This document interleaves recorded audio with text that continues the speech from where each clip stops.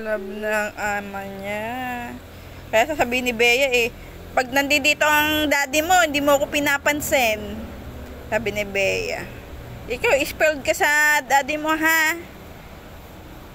Napaka-spoiled ng batang are. Sabi ni Bea.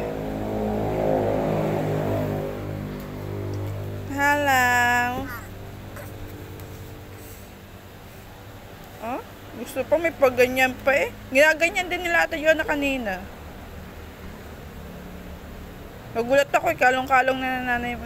Pinagpapasapa. Kinalong din yan ni Sayon. Pinagpapasapasahan nga nila kasi ang bigat.